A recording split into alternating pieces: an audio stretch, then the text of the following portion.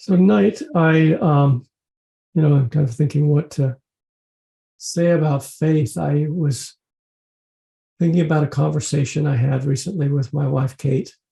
Um, we have a kind of a habit of going either on Saturday or Sunday morning out to breakfast. And we have a little breakfast place here in the center of South Deerfield, Leo's. And so we tend to go there, and we notice how frequently it is we end up crying in the restaurant, not from sadness at all. We're just both kind of gushers in that way. You don't really see that in this class much because I don't know, it doesn't happen that much in public, but it does happen with Kate. And we would get, I think, a reputation when we had our children were in elementary school and we'd have teacher conferences that we were the parents who would always start crying when they were talking about their children. So anyway, we have those sorts of conversations. It's really our best opportunity to go deep, actually. And it's something about life. It's sometimes hard in conversations to really go deeply. There's so many distractions. And so that's our kind of non-distracted space. And the conversation this week was around trust and faith, interestingly enough. Not intentionally, but it evolved rather naturally out of talking about, we had been to, Deerfield had its 350th anniversary on Saturday, and we had been invited to be on the porch of some neighbors. And so there was a little social thing going on there, and which was very nice because it was probably going to rain. It did not rain, but nonetheless, we were on a porch with other people. And we talked a little bit about social anxiety, about, how each of us are around people, people we don't know well, people we know well too. Each of us can have our different versions of shyness. And so we talked a bit about that. And I was feeling really open that day, and I didn't experience it, and Kate did, and and she recognizes that it has something to do with wanting to be liked, and like just an energy that takes over that starts to like be kind of tight and a little too intentional in some way. And anyway, we were talking about that, and just the idea of trust came up, and whether this is how we put it, whether the universe has our backs. Do you believe the universe has your backs? It's an interesting way to put it. And what is it like to walk through life feeling as if there's something supporting you? And I talked a little bit about, this back of the heart stuff that I do, through the back of the heart, a certain way. When I do that, I have this sense of a connection with the unseen, because you literally don't see what's behind you. And yet that connection with the unseen for me it's not a frightening thing. It's actually a very comforting thing somehow, just in the body. And we talked about what that means and doesn't mean. If we believe that something has our back, it doesn't mean that unfortunate things won't happen to us. That isn't what it means. It doesn't mean that people we love will die or suffer, or won't die or won't suffer, or, all sorts of hell breaks loose now and again in life. So it clearly doesn't mean that. And yet oftentimes I think people think of it that way, that if there was something that one could rely on in the unseen, that it would mean that everything would go smoothly. And it's just not true. But when you walk through the day with that sense that this world is rooted in the unseen. Let's just put it that way, that there is an unseen connectedness. Buddhists talk about this often in terms of the law of karma, that the events that happen, what arises is linked to past action and so forth. So there's clearly a context there where there are unseen kinds of forces and links among people, among events. It's a very common idea. Different spiritual groups have somewhat different versions of this. But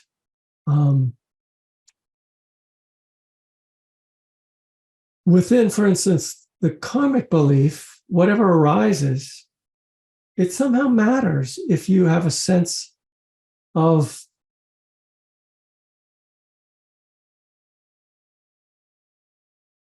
again, it's hard to choose the right words here. That it's not random, that you're not a victim, that it's not cruelty that the universe runs on, or even, randomness or cruelty seem like the two most obvious alternatives. But that there is a lawfulness to things that you can work with. There is even a goodwill, if I can put it that way. That's a little bit what the flavor of the universe having your back means to me, is that there's something about goodwill that surrounds me. There's the hand thing again. There's something about goodwill that isn't just my own heart's work, so to speak, but that something surrounds me. Something surrounds everyone potentially. If you tune in, if there's a sense of connectedness to that. So, I was talking to Kate at dinner. She had just got off work and she'd been going through the day with this sense of the universe having her back and actually feeling this kind of sense of opening between the shoulders and just noticing how well things went, how much less she was anxious and rehearsed. I thought that was kind of amazing. Of course, things did go well. So if things hadn't gone well, maybe that wouldn't have proved anything. But I have the sense myself that when I relax, when I trust, that I respond more appropriately to everything that arises. We talked about this early on in the class about trusting emergence, trusting that you have in you whatever it is that's necessary to meet what arises. And it will arise in the moment that it needs to, whatever that is that has to respond to difficult situations, and her work involves hospice and difficult situations arising all the time. And so in some sense, one can live in the fear of, will I be able to respond to this situation adequately? Or there's a kind of trust that if you actually relax, see, the hands are going to pop up here probably, but maybe two of them will confuse it. If you relax back a bit into the back of the heart, trust the connection, that it will help you to just be free to meet whatever you encounter. And if that happens to be something really shocking and difficult, there's still the possibility of meeting it with trust rather than fear, given that we all have a propensity when things go wrong to, have fear come up. And of course, that's different things for different people. So we're all working with that in some way. But on a basic level of faith, there is, in any moment, there's a possibility of just trusting that what is in you is sufficient. And of course, at the moment of death, you might say, well, it won't be sufficient. But yes, it is. It is to go through that experience, whatever it's going to be. Whatever it's going to be that we'll all face. It's not like we're being sufficient means we're going to make it all work out the way we want. But what it does mean is we have the strength of heart to make that passage through whatever it is. The loss of our own life, the loss of our own world, or the loss of someone else's in our life. Or various other sorts of unfortunate events. Life can be a series of unfortunate events. It can also be a series of fortunate events. It's kind of a mixed bag. But with each one, there's a way that it can be met from a place of trust and non-aversion. You'll notice that if you begin to become conscious of it in your life. You'll be noticing when you're moving into something with a sense of trust and when you don't move into it with a sense of trust. You know, I have this thing, comes from my kind of childhood on a farm and the belief that I wasn't good with tools or mechanical things. And it's a long kind of history about that. And so I have this sense of mild panic that sometimes comes up when something breaks or something has to be done. So I had really the simplest of tasks today, I have to say, of assembling a stand for the mailbox. The mailbox is about to fall over. It's rotting, the post is rotting. So I set off for a new one. And it required really minimal assembly, I have to say. But, you know, the screws had this head on them that required a particular kind of drill bit, which I didn't think I had. There were complications, you know. And so I was just kind of noticing at certain moments, there would be this conditioned response of tightening, like, oh, I don't have the tool that I needed. Or, geez, they didn't include instructions. What if I don't figure this out right? There's just these moments of little moments, tightening. And then it's like something could relax consciously, just like, you'll figure it out. It's okay. And I did figure it out. I got it together. The funky drill bit kept kind of jumping, you know, how it goes click, click, click and stops drilling the thing in. And there's this moment of, oh, I'm not going to be able to get this done. And then I thought for a moment and remembered, oh, you can actually adjust that on the drill. Who knew? You can adjust at what tension it starts to like jump its cog and not be able to push the screw in. And this was a rather hefty pieces of treated lumber. And so I tightened it up, and lo and behold, I was able to screw it right down tight. And it's a trivial example, I admit, but it's where life is lived, actually, is in hundreds of these little examples of where there's a choice on some level if you become conscious. If you don't become conscious, there's probably no choice. You'll get the reactivity you get, and you'll live in it. But if you actually bring mindfulness to a task, particularly a difficult task, a task that is potentially hard for you, there will be these moments where you may be able to choose trust rather than fear. And if you end up in fear anyway, don't blame yourself. It's not about judgment.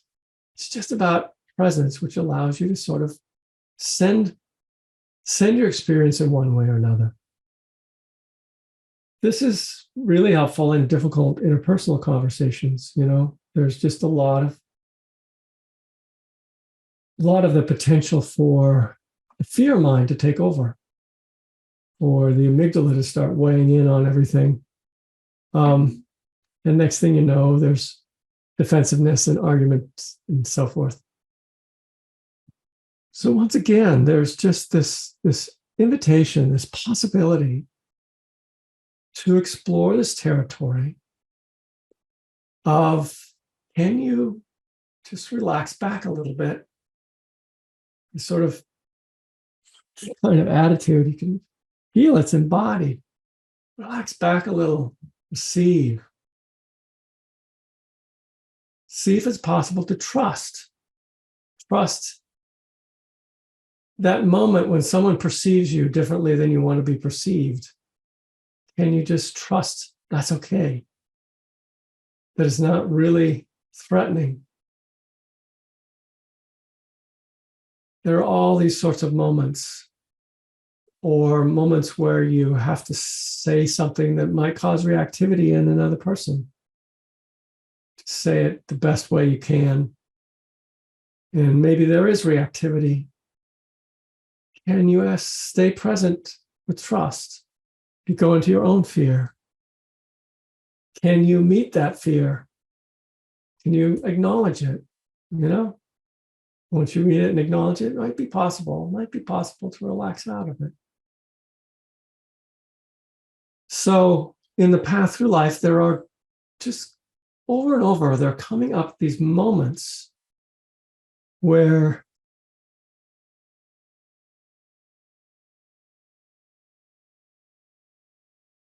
we can meet with a certain sense of trust, and moments that might evoke lack of trust, some sort of fear in oneself or in the other. So I'm not necessarily wanting you all to subscribe to the view that the universe has your back. I would rather have you hang out in a little bit first. See what it does. See whether it affects you, how it affects you. See whether you think it's true. Like most of these things, you're not going to get an answer that convinces the conceptual mind. It's not about that. The growth of faith isn't about necessarily a conceptual mind coming up with justifications for trusting. It's more about a felt sense of safety, a felt sense of support and connection, which allows one to move through life differently.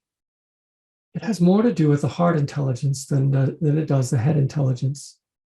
And it's the heart intelligence that understands the connectedness which one can rely on for support. All right, hopefully I explained this clearly enough. I'm going to stop here.